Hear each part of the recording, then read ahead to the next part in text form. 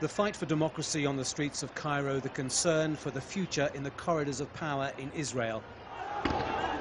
As Netanyahu's government comes to terms with the departure of an authoritarian friend in Egypt, the fear of what kind of regime emerges is consuming events. There is a second possibility, that the Islamists exploit the influence to gradually take the country into a reverse direction, not towards modernity and reform, but backward.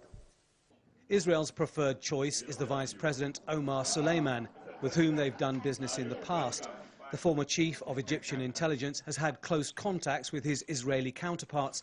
They like his stand against what they term the Islamic threat.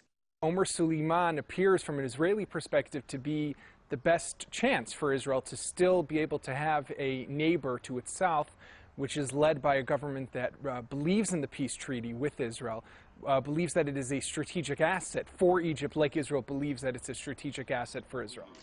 That's not something Egypt's rank and file will warm to, especially after revelations by WikiLeaks.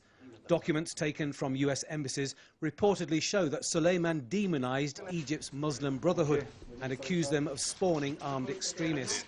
The organization has always claimed to follow the path of peace, but now Süleyman is attempting a dialogue.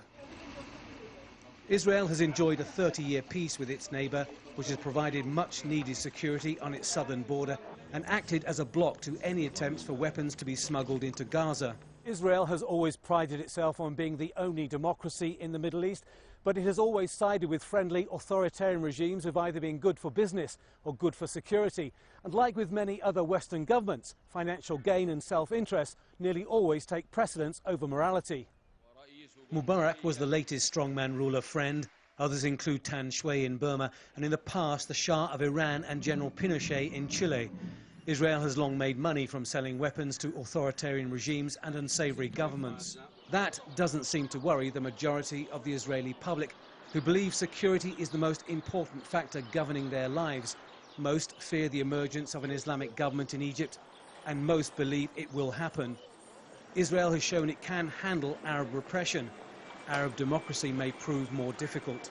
Tony Bertley, Al Jazeera, Jerusalem.